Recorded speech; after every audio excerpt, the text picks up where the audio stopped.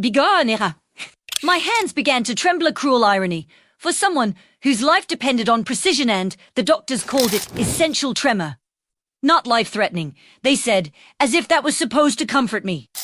But for an artist, it was a slow execution.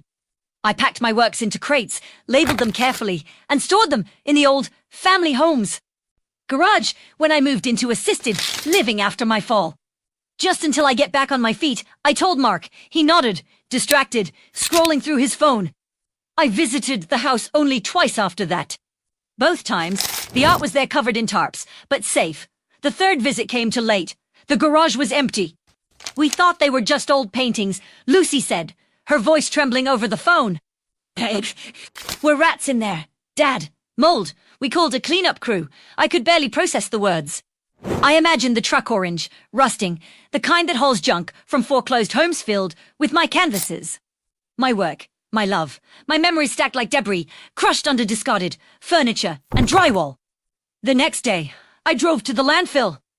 The foreman, a broad man, with a coffee-stained shirt, shook his head when I showed him the photos.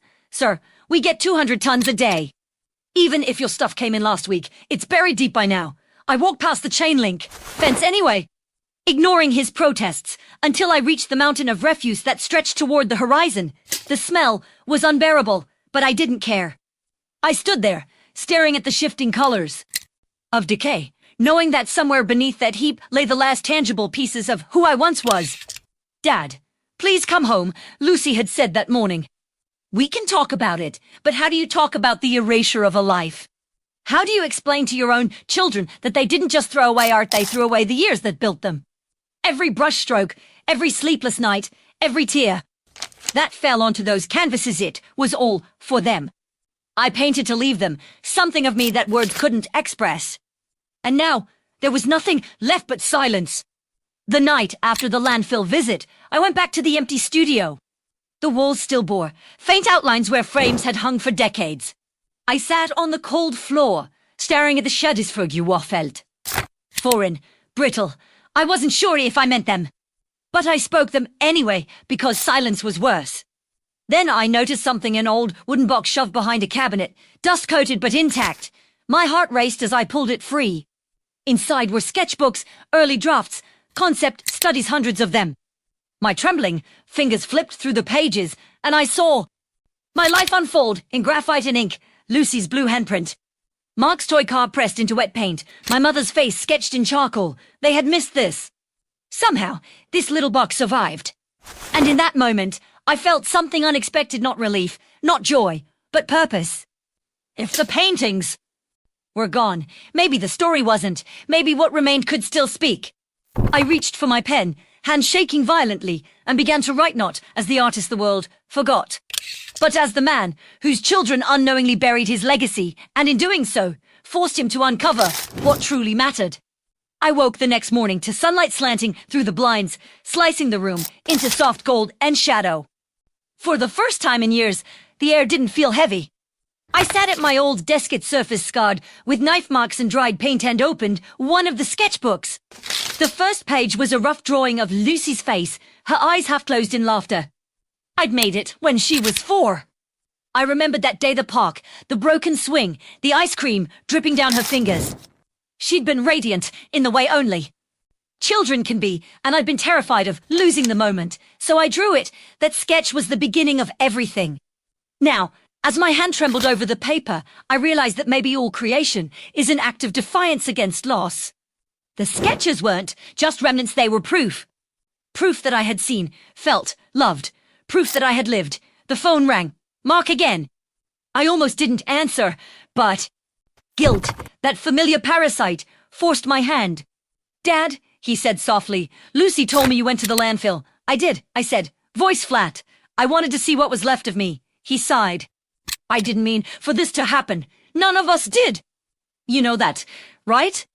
Intent doesn't change consequence. Mark, I rubbed my temple. You didn't just clean a garage. You wasil. For a long time. I could hear faint street noise in the background, a horn, footsteps, someone laughing. Then he said, almost in a whisper, I looked up your work online. Did you know one of your pieces sold at Sotheby's last month? Memory collapse. It went for 340,000. I froze. That's impossible. That painting was in the garage he finished for me. Yeah. Apparently, the collector you sold it 2 years ago kept it pristine. They're calling you an underappreciated genius now. There's a retrospective brewing. They're looking for more of your work. I laughed, though it came out more like a wheeze. Well, they'll have a hard time finding any. Dad, he said hesitantly, maybe we can fix this. I know, it's not the same, but we can tell your story. You've got those sketchbooks, right? I could what? Replace 40 years of art with some scribbles. He didn't respond right away. You always said art wasn't about the medium. You said it was about the message. He was right. Damn him, he was right. That used to be my mantra when I was young and defiant, shouting at the world that meaning mattered more than money. I'd forgotten that somewhere between the gallery openings and the solitude. After he hung up, I sat there for a long time, staring at the sketches. They weren't just drafts, they were DNA. I could still build something from this. Something different, something alive. That evening, I found myself at the edge of the old garage again, the air heavy with the scent of damp wood and decay. I wanted to see the space one more time. The floor was stained from years of turpentine spills. The walls were bare, except for a single nail that had once held my largest canvas. I ran my fingers along it, and suddenly I could see the painting again, the chaotic blues, the angry reds, the motion. I remembered every stroke, every emotion that had gone into it. I could still feel it. And then, almost without thinking, I set up a small easel I'd brought from the studio. I tore a page from one of the sketchbooks and clipped it on. My hands trembled too much for fine lines, so I went with broader strokes, charcoal, smudged and raw. At first, it was chaos, a mess of lines that went nowhere. But as the night deepened, something started to take shape, a silhouette standing before a mountain of refuse, reaching out toward the stars. It wasn't beautiful, it wasn't even good, but it was honest. When the first light of dawn crept through the cracks in the walls, I stepped back and looked at it. My fingers, me baka shed, but for the first creation again. Not for galleries, not for critics, not even for my children. For me, I heard gravel crunch outside, the sound of a car pulling into the driveway. Mark and Lucy stepped out, looking hesitant, almost frightened. Lucy was holding something large. Cardboard box. We brought you something, she said, her voice soft. I didn't move. I just watched as she set the box down and opened it. It were small something poignant he realized were missed with dried pin, a cracked palette, a few rolled-up sketches. And a camera I used to document my work. We found them in the attic, she said. Thought everything was in the garage, but these were up there. I'm sorry, Dad. We didn't know. Mark looked around the garage, his eyes landing on the new sketch. You started again, he said quietly. Yeah, I answered. I suppose I did, he nodded, looking at the piece like it was something sacred. What's it called? I thought for a long moment before answering. Inheritance. The word hung in the air, heavy but not bitter. Lucy smiled faintly, tears gathering in her eyes. Can we help? She asked, and for the first time, I didn't hesitate. Yes, I said. You can. We spent the rest of that day cleaning the garage, not erasing the past, but clearing space for something new. I showed them how to mix pigment, how to let color breathe, how to see emotion in imperfection. They weren't artists, not really, but I swear I saw something hadn't seen in years connection. Later, as the sun dipped low, I stood by the open door, watching them laugh and smear paint on each other like children. The aching in my chest was still there. Made me laugh how look was gone. Maybe the world would never see what I had created. But in that moment, surrounded by my children and the smell of oil and turpentine, I understood something deeper. Legacy isn't what you leave behind, it's what continues after you. I looked at the sketch again, the figure, reaching for the stars, and realized that maybe, just maybe, it wasn't reaching for the past after all. It was reaching for the light ahead. That night, long after Mark and Lucy had gone home, I sat alone in the garage with the new sketch propped up in front of me. The house was silent, except for the occasional creak of the wooden beams and the faint hum of the streetlights outside. My hands were still stained black with charcoal, and every joint in my fingers pulsed from the strain. Yet, there was something beautiful about the pain. It was proof I still had a body that remembered how to create. The air was cool, and for the first time in years, I found myself listening to the stillness. Dos August. My wife, Elaine, used to say that every artist paints their own confession, even when they don't mean to. Maybe this was mine. Maybe losing everything was the only way to strip me down to what was true. I took a clean page from the sketchbook and began writing in the margins. Not drawing, not painting, writing. I wrote about the colors I could still see in my mind, about the texture of memory, about how art had once been my language when words failed. Each sentence came haltingly, scrawled and uneven from my trembling hand, but soon it began to flow. The story of the paintings, the story of my children, the story of everything I had lost and what was slowly being found again. When I stopped to look at the clock, it was nearly 4 in the morning. A thin line of dawn was beginning to bleed into the sky. I felt old but alive. Truly alive. 2 weeks later, I received an unexpected email. The subject line, Reed Retrospective Proposal, the Reed Foundation for Modern Art. For a moment, I thought it was spam. But when I opened it, my breath caught. Greater than Mr. Hollis. Greater than we are organizing a retrospective of significant late 20th century abstract artists who redefined American kinetic expressionism. Dana Reeve, yes, that Dana personally suggested your inclusion. We understand many of your works were lost, but we're deeply interested in exhibiting your remaining pieces, sketches, and documentation. We believe your story itself is vital to the exhibition. Please contact us at your earliest convenience. I read it 5 times before the meaning truly sank in. My hands began to shake, not from the tremor this time, but from something close to disbelief. They wanted my story. Not just the paintings, not the tangible proofs of my past, but me. When I told Lucy and Mark, they looked at me like they were afraid to hope. That's incredible, Lucy said cautiously. But you told them everything's gone. Yes, I said, and they still want me. Mark frowned. For what, exactly? I smiled faintly. To tell the truth, the following month was a blur. Representatives from the foundation came to interview me. Document the sketchbooks, photograph what few artifacts remained, the brushes, the palettes, the fragments of canvases I'd salvaged from old rags. They were meticulous, reverend, as though they were handling Havoruk's forgotten sight. During one of the interviews, a young curator named Nadia asked, when you painted these works, did you ever think about how they'd be remembered? I chuckled. When I painted them, I didn't even think I'd live long enough for anyone to remember them. But now that they're gone, she pressed. Does that change how you think of them? Yes, I said. It makes me realize they were never mine to keep.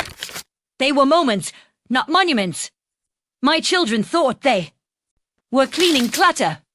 Maybe they were just doing what life always does, forcing us to let go. She nodded thoughtfully, jotting something in her notebook. The exhibition was scheduled for spring, and by the time it opened, the story had already made its way into the press. The Lost Genius of Portland, one headline read, Artist's life's work accidentally destroyed by his own children. The words stung, even if they were true. Reporters wanted tragedy. Audiences wanted redemption. No one wanted the quiet, complicated middle where real forgiveness lived. Still, when I walked into the museum on opening night, I was unprepared for what awaited me.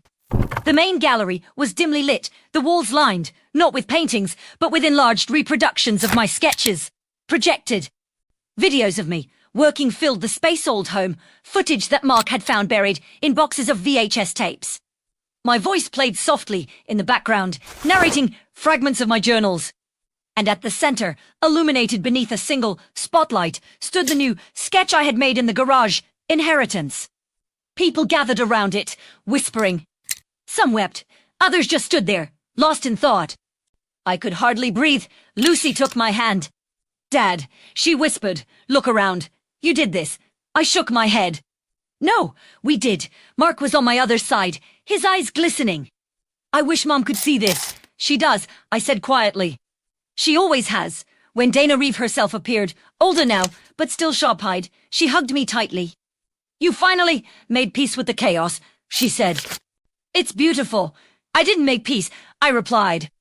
"I just stopped fighting what was gone." As the night went on, people came up to me, collectors, critics, strangers.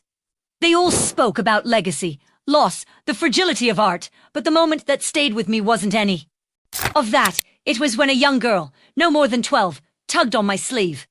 "Did you really paint with your kids when they were little?" she asked. I smiled. "Every chance I got." She nodded seriously. "I paint with my dad too. He says I'm messy." "Good," I said. "That means you're doing it right." She grinned and ran off, her laughter echoing across the gallery. Later, when the crowd thinned and the noise faded, I stood before Inheritance One, last time.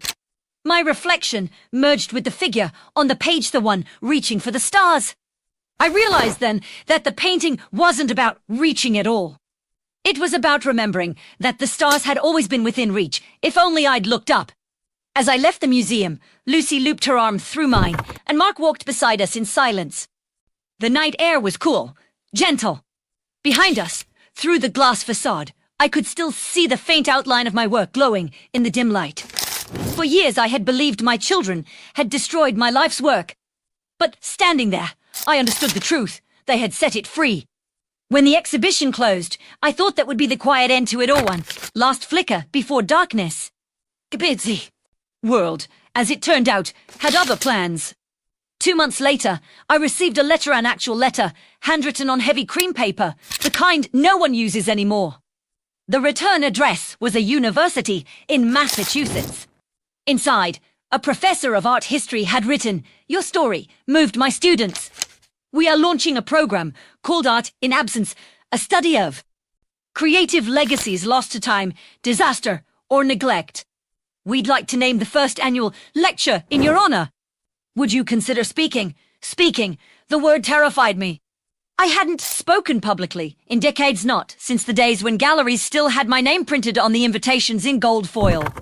Back then, I'd learned to let my art do the talking. But now, there was no art left to hide behind. Still, something in me said yes. When I arrived on campus that winter, snow lay heavy on the ground, muffling everything in white stillness. I was escorted into an auditorium buzzing with young faces, cameras, notebooks, and curiosity. The air smelled faintly of varnish and coffee. A projection behind the podium displayed one of my surviving sketches apiece from the ashes. Sorry. The moderator introduced me as the man who lost $18 million worth of art and found something greater. The audience clapped politely. I could feel their expectation pressing against my chest. I took a slow breath and began. "They say the worst thing that can happen to an artist is to lose their work. I used to believe that too. But now, I think the worst thing that can happen is to believe that our work is us." The words surprised me even as they left my mouth. They felt truer than anything I'd ever painted. I told them everything, not the tabloid version, not the tragic summary, but the human truth of it, the loneliness, the obsession, the blindness that comes when you start confusing creation with identity. I told them about Lucy's blue handprint, about Mark cleaning the garage, about the landfill. I told them about the silence that followed. And then I told them about the garage, the charcoal, inheritance, and the exhibition that somehow turned my loss into a beginning. When I finished, the room was so quiet I could hear the hum of the projector. A single student stood up first, clapping slowly, then another, and another, until the sound filled the space, rolling like thunder. Afterward, dozens of students came up to me, some asking for advice, others simply wanting to touch my hand, as if I were some relic of survival. One young man, tall and awkward, said, "My father threw away my sketchbooks when I went to college, said they weren't practical. I stopped drawing after that, but hearing you, maybe I'll start again. That one sentence, maybe I'll start again, was worth more than all the missing millions." I returned home that night to find Lucy waiting on the porch, wrapped in a blanket, a mug of tea steaming in her hands. "Yes, was it?" she asked. "Strange," I said, sitting beside her. "Beautifully strange," she smiled. "You're becoming a legend, you know." I laughed. "Legends are for the dead, sweetheart." "I'm still here." We sat in silence for a while, listening to the night sounds, the wind, through the trees, a distant train whistle. Then she said softly, "Do you ever think about painting again?" "All the time," I admitted. "But I think what I'm doing now is painting, just in another language." "What do you mean?" "Stories," I said. "Words. They're brushstrokes too, in their own way." Her smile deepened. "Then maybe I can paint with you again." That simple offer broke something open inside me. I reached over, squeezed her hand, and nodded. The next morning, we went back to the garage. It was different, now brighter, almost alive. The once bare walls were now covered in new sketches, photographs, handwritten notes. The smell of turpentine had been replaced by paper and coffee. A small camera sat on a tripod in the corner. Lucy had been documenting everything, our talks, my sketches, even the letters from the museum. "I've been working on something," she said. "A documentary about you, about Betrayal." The camera, and I watched the footage unfold snippets of my voice from the lecture. Shots of the exhibition, close-ups of my shaking hands, sketching inheritance. Her narration wove through it like a thread. Sometimes losing what we think defines us is the only way to find what truly does. I felt tears rise, unbidden, not from grief, but from recognition. She had found the story I never could. That night, I wrote in my journal, "Art survives in the hands of those who remember, not just in the eyes of those who see." Weeks turned into months, and the documentary gained attention. It premiered at a small festival, then caught the eye of a streaming platform. They titled it The Lost Canvases. Critics called it a meditation on legacy and forgiveness, but what mattered most to me was that, for once, the story belonged to all of us, to me. To Lucy, to Mark, to Elaine, even to the ghosts of my lost paintings. The last scene of the film showed the three Agaroques collaboration. Experiments, sketches painted together. The camera lingered on my hands, trembling but determined, as I drew another, reaching figure. This one, unlike the others, wasn't alone. The night the film was released, I sat between my children, watching the credits roll. My name appeared lost not as artist or subject, but as father, when the screen faded to black. Lucy leaned her head on my shoulder and whispered, "We didn't throw your life away, Dad. We just helped you find where it really was." I smiled, closing my eyes as the warmth of her words settled into me. "You did," I said. "You truly did." Outside, the world kept moving, unconcerned, unstoppable. But inside that small house, in that quiet room, full of memory and new beginnings, everything that mattered was still here. And for the first time in a lifetime, I didn't feel the need to hold on. I had already been found. Spring came early that year, soft and golden. The magnolias in the yard bloomed almost overnight, their petals drifting across the driveway like fragile paper memories. Every morning, I'd sit by the window with my coffee and sketch pad, watching the sunlight crawl over the old garage, the place that had once been my tomb and was now my resurrection. Lucy still came by often, usually with her camera slung over her shoulder and her laptop under one arm. Mark joined when he could, less often, but always meaningfully. There was something healing in the rhythm of our new lives, no longer divided between art and family, loss and recovery, but threaded together like the mixed hues of a sunset that refused to end. One morning, Lucy arrived with a package. "From the foundation," she said, placing it on the table. The label read Reeve Collection, 2020 6 Archive Edition. I slit it open carefully.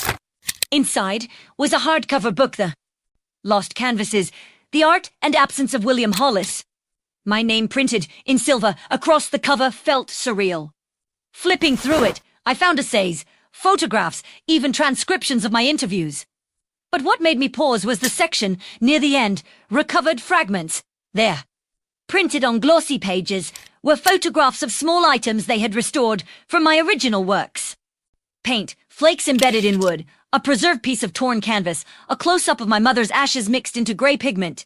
Each fragment was framed as if it were a masterpiece in itself. "These are beautiful," I whispered. "They found art even in what was broken." Lucy smiled softly. "Just like we did. The book tour that followed was something I never would have imagined for myself in my old life. I traveled to galleries, universities, even podcasts and community centers. Not to sell, but to share, to talk about impermanence, creation, forgiveness. Everywhere I went, people came up to me with their own stories. A photographer whose negatives burned in a fire. A musician who'd lost his hearing, air. Sculptor who had quit after her studio was flooded. Each of them, in their own way, was trying to rebuild. And every time, I told them the same thing. Art isn't what we keep. It's what we remember how to make again. After one of those talks, a young man approached me with a folded piece of paper. He looked nervous. I drew this after watching the lost canvases, he said, handing it to. Mais, y tu cédé. Not much thing as première une folle d'édite. It was a simple pencil, sketched, two hands reaching toward each other across a field of scattered paint. The lines trembled with emotion, unpolished but raw. It was beautiful. It's more than much, I said, handing it back. It's everything. He smiled through tears. Thank you for reminding me that it's not too late. When I returned home that evening, the house was quiet except for the ticking of the clock. I poured myself, sat at me desk, and I journal. The pages were thick with writing now, filled with reflections, sketches, and fragments of poetry that had come to me in the small hours of the night. My handwriting was barely legible anymore, my tremor worse than ever, but that didn't matter. Every shaky line felt alive. I found myself writing. I used to think permanence was proof of greatness. No prénom premier que tous the crimes and artists. The next day, I walked out to the garage, the air carrying the faint smell of linseed oil and spring rain. Mark had installed new lights and shelves for mi matériel, and one photograph shot of the Langlet done. The sky blushing pink above the waste heaps. It was haunting and hopeful at once. I picked up a brush. The handle felt foreign, yet familiar, in my hand. I squeezed a line of blue paint onto the palette, the same shade that once stained Lucy's small palm decades ago. Je tremors mad. The brush wobbled, but I steadied it against my other hand. I started with a single stroke across the canvas. It was crooked, uncertain, but it was a beginning.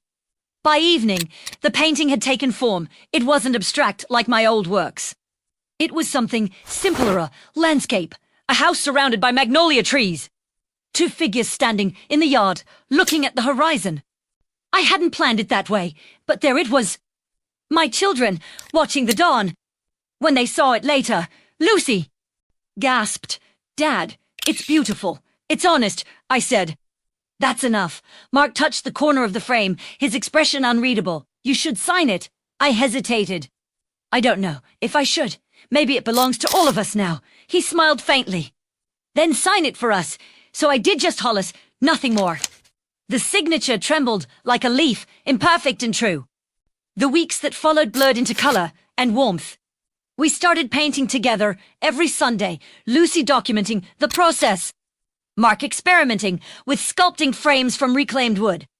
The garage turned into a studio, again not the shrine it once was, but something alive, full of laughter, argument, and creation. One afternoon, Lucy said, "You know, people online keep asking what happened to the original paintings. They want closure. There's no closure in art," I said. "Only continuation." She nodded thoughtfully, as if that single sentence filled a space inside her she hadn't realized was empty. That summer, we received an invitation from the Reeve Foundation again. They wanted for an exhibition de art after loss. The concept was perfect, not the ashes of a career, but the rebirth of one. This time, the works would be ours, collectible paintings, photographs, mixed media, even fragments of my old sketches woven into Lucy's new visual pieces. The opening night felt different from the first exhibition. There was no sorrow, no reverence for what had been destroyed. Instead, there was energy, laughter, light, hope.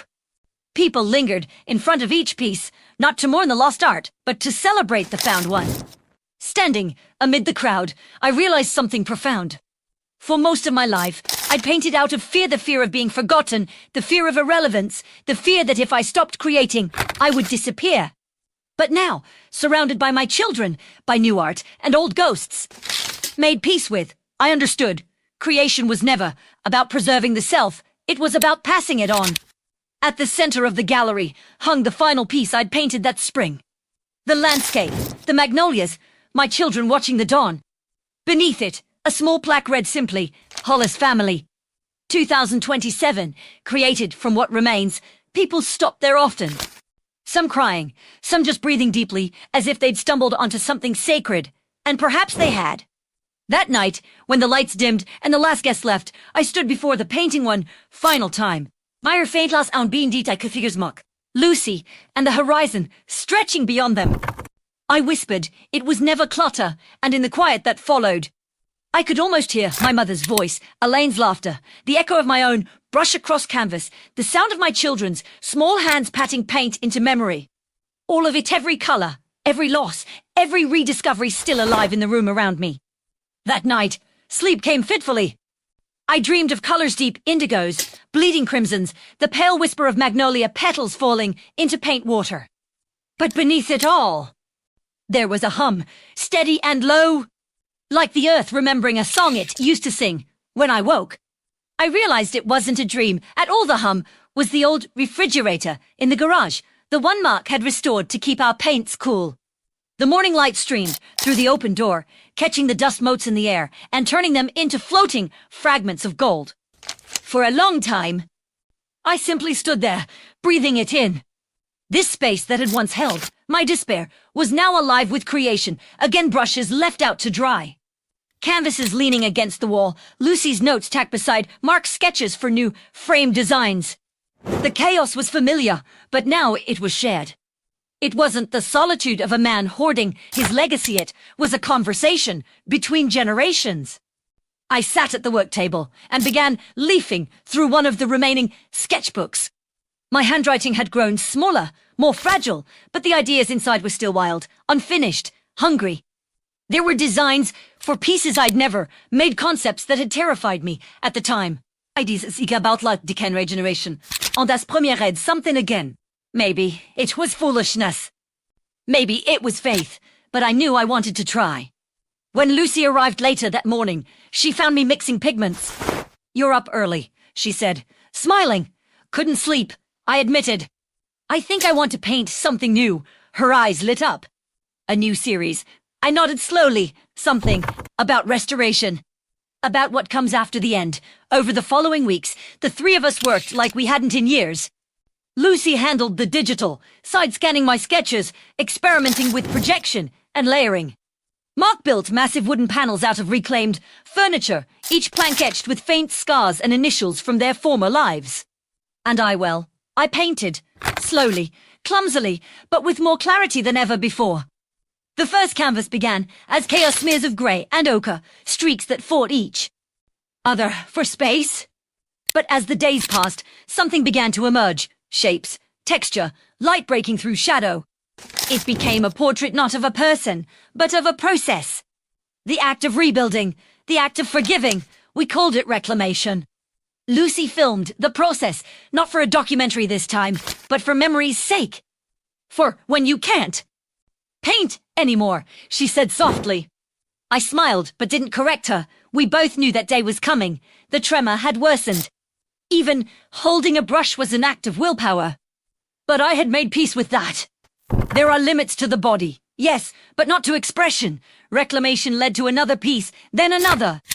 The series grew like roots through soil, each one connected to the last. We pantsied. By side, arguing, laughing, crying. For every stroke of colour, there was conversation about art, about memory, about what love looks like when it's tested by time. Mark, who'd always been the practical one, surprised me. Most. One evening, as he carved a frame, he said quietly, You know, I used to think your art kept you from us. But now I think it was the only thing that ever really connected us. I looked at him, heart tightening. It was always for you. I just didn't know how to say it. He nodded. I know that now. We worked through summer and into fall. The garage transformed. Again, walls covered in half-finished canvases. Jars of pigment, stacked like old friends, Lucy's photos of our process pinned, in between. The smell of turpentine, mixed with coffee and laughter. There was a rhythm to it, a ritual. Paint, talk, rest, repeat.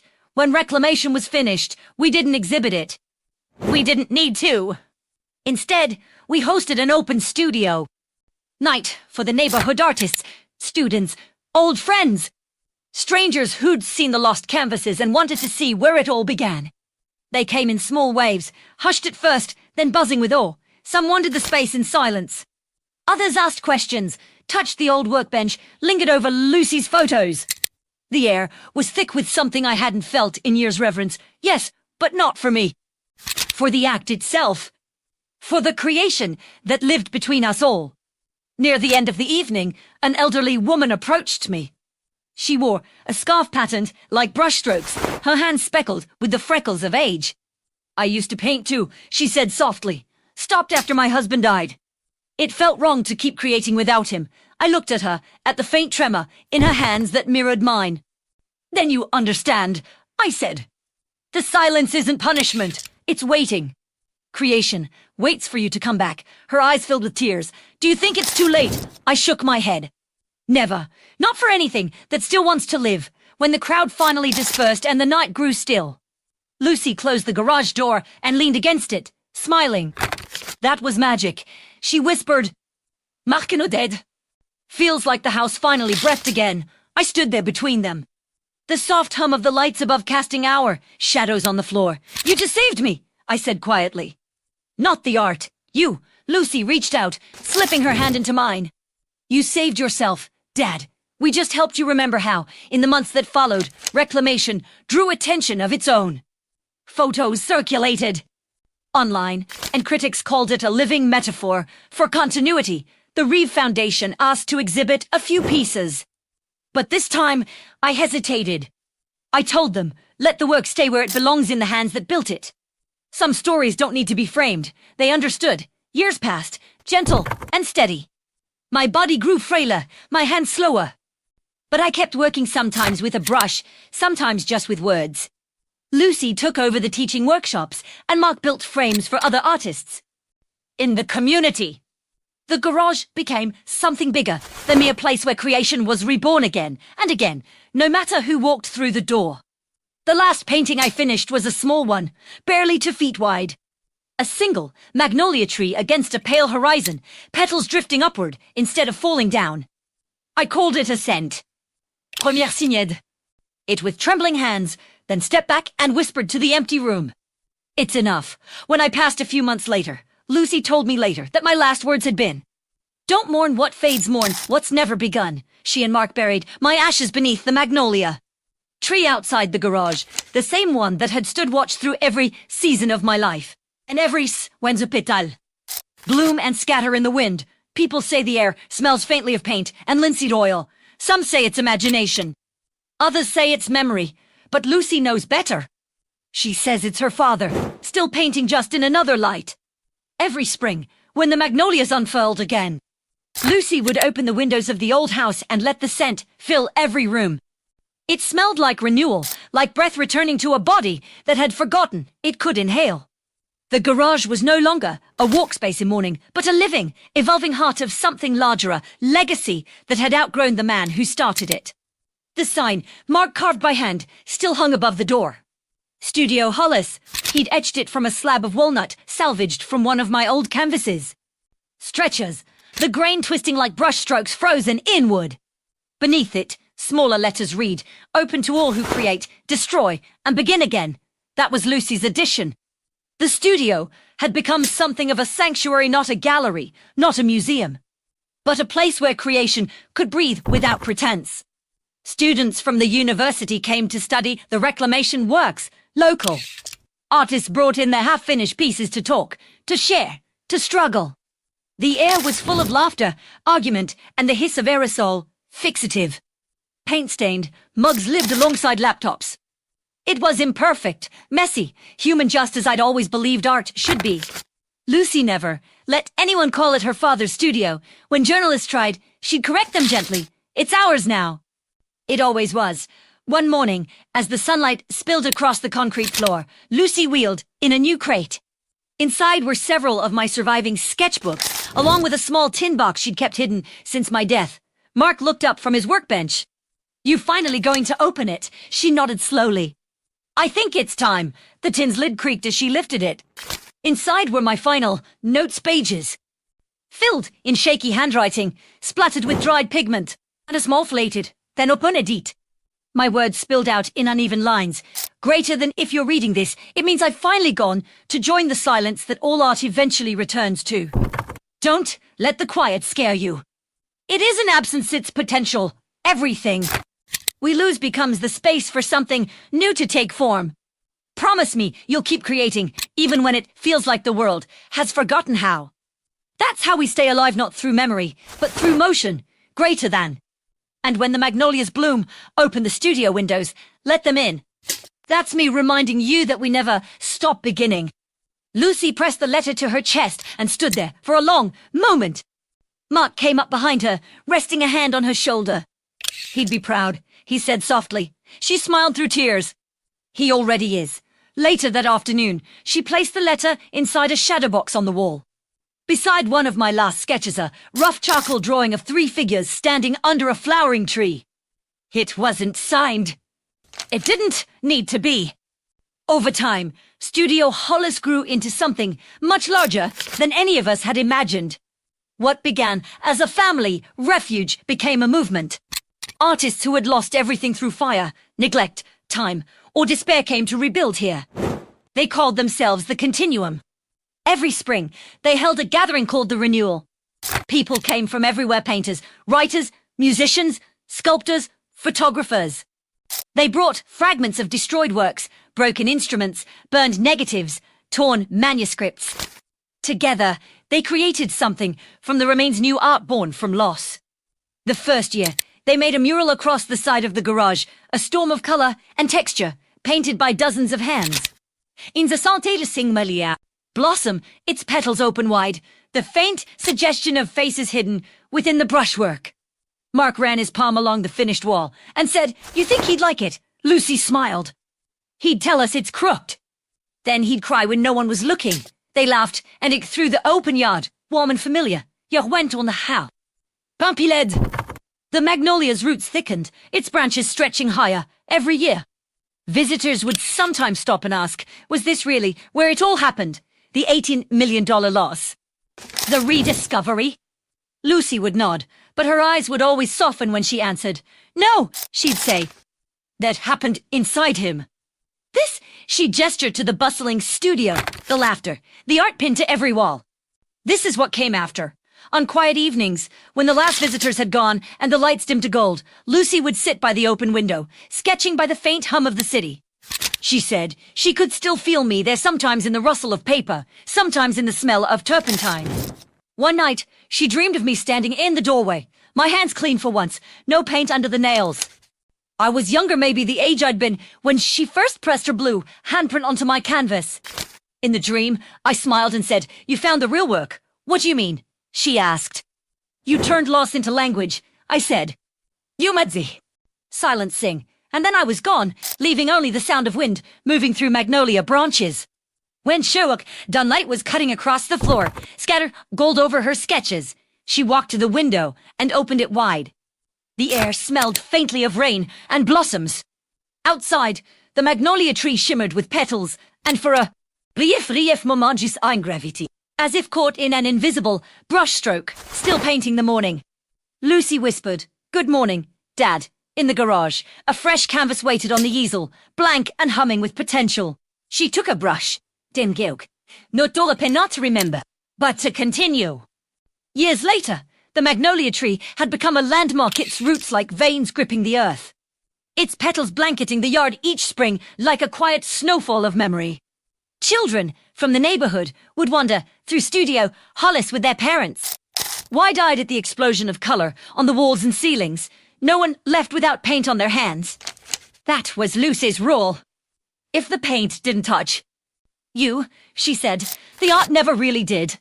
By then, Lucy had silver threads in her hair, but her eyes were the same, the soft blue that had once marked my canvas in childhood. She ran the studio with the kind of quiet strength that doesn't announce itself, but you felt it the moment you walked in. She taught every student the same lesson, that creation wasn't about mastery, but courage. Courage to? Fail, to start again, to keep going even when your hands shook. It was, in every way, my voice continuing through hers. Mark had moved his woodworking shop into the adjacent barn. He made frames not just for art, but for stories. Each was carved with fragments of poetry, words people had left behind when they'd come to the studio and couldn't bear to throw away. He said the wood carried those voices like echoes. Sometimes, at night, Lucy would swear she could hear faint whispers in the grain. One autumn evening, she stood in the garage after everyone had gone home. The windows were fogged, and the air smelled of rain and varnish.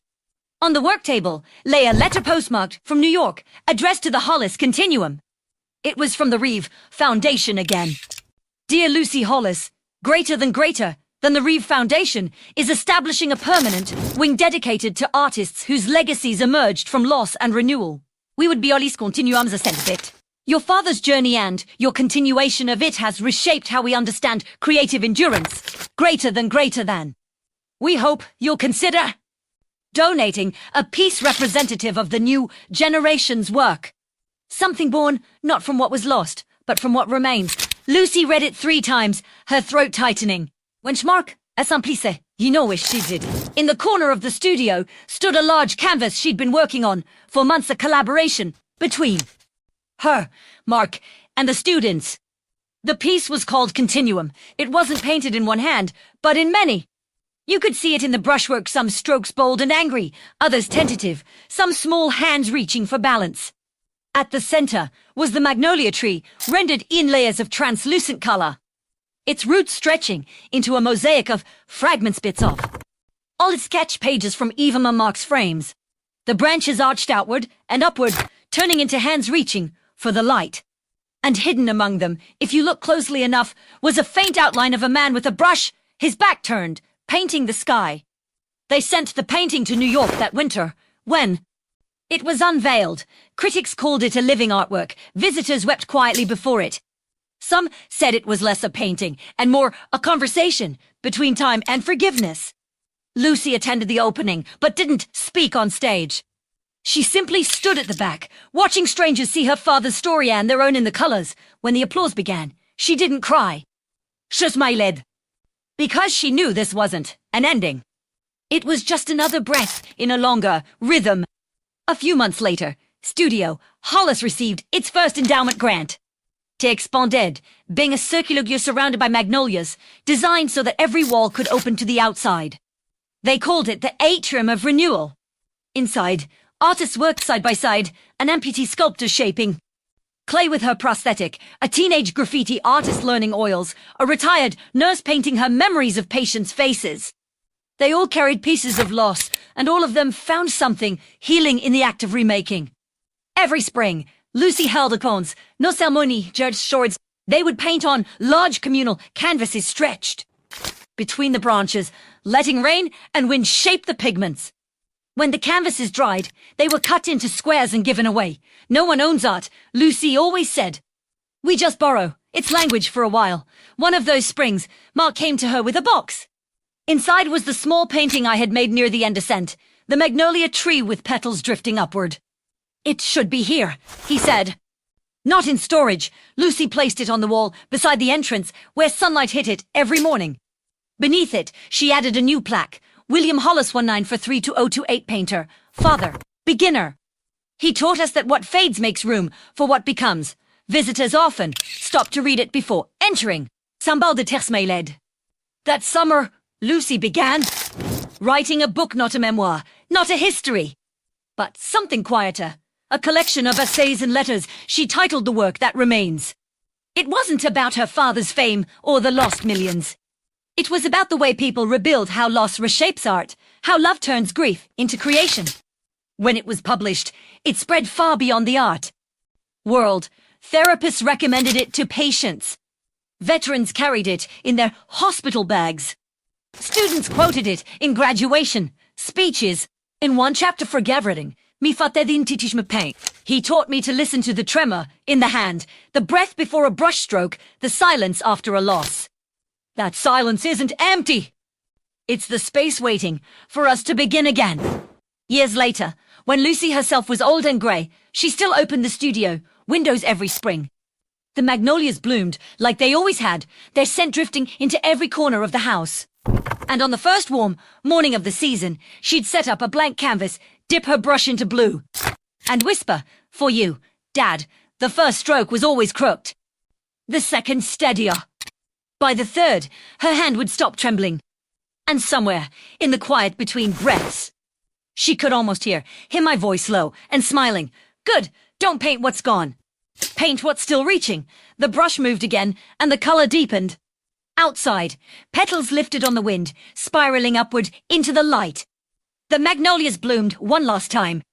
Their scent filled the air, mingling with the soft hum of voices inside Studio Hollis. The years had gathered here like dust on old wood, quiet, familiar, sacred. The studio was no longer just a space, it was a pulse. Paintings layered, the walls in a patchwork of decades, mine, Lucy's, Mark's, the countless students who had passed through, each leaving a fragment of themselves behind. The light through the windows was warm, golden, the kind that makes everything look like memory. Lucy stood before the newest canvas, her brush hovering in stillness. She was older now, her silver hair twisted up, her eyes steady and clear. Her trembling had begun, faint but noticeable. She smiled at it the way one smiles at an old friend, finally returning home. On the table, beside her lay a scent, the last painting I ever signed. The colors had faded, slightly, but the upward drift of the petals was still there, as alive as the day I made it. Mark entered quietly, wiping his hands on a rag. You ready? He asked. She nodded. Almost. He looked around the studio, his gaze softening. I can still feel him here. You know, so can I, she said. But not like a ghost. More like, she paused, her eyes following the sunlight streaming through the window. A rhythm. He's part of the light now. Mark smiled faintly and placed a folded sheet of paper on the table. The board wants to dedicate the new wing in his name. The Hollis Renewal Center. Classes, therapy, open studios all free. Lucy brushed a strand of hair from her face. Here's that. The name. Mark chuckled. Yeah, he'd tell us to stop memorializing and start painting. They laughed together, the sound soft and easy, like the brush of bristles against canvas. Outside, a group of children played under the magnolia tree, chasing the petals as they fell. One little girl barefoot, her hands smeared with color, looked up at the open window and called, Miss Lucy, can we paint now? Lucy leaned out and smiled. Of course, bring the brushes. The children ran to the open space, their laughter echoing through the garden. Lucy turned back to her canvas. The outline she'd drawn was simple, a tree, its branches reaching upward, not for heaven, not for memory, but for light, for continuation. As she painted, Mark adjusted one of the frames on the wall. His fingers lingered on the brass plaque beneath the scent. It read in small script, William Molly's 920 beginnings, a room fell. Into that soft silence that only creation brings, the sound that isn't a sound at all. Just the space between breaths when the world waits for the next stroke. Lucy dipped her brush into blue, the same shade from her childhood. Rambled, then studier. The first line spread across the canvas, a river of light, imperfect and alive. She whispered, barely audible, still reaching, Dad. Mark came to stand beside her, watching the color bloom across the surface. The magnolia petals outside stirred in the wind, drifting through the open window and landing on the floor like a blessing. And for a moment, the sunlight stood, and the ash. If anyone had been watching closely, they might have sworn they saw a man standing behind her, paintbrush in hand, his outline barely visible in the glow. He didn't speak, didn't move, just watched, smiling. Then the wind carried the petals higher, scattering them through the room.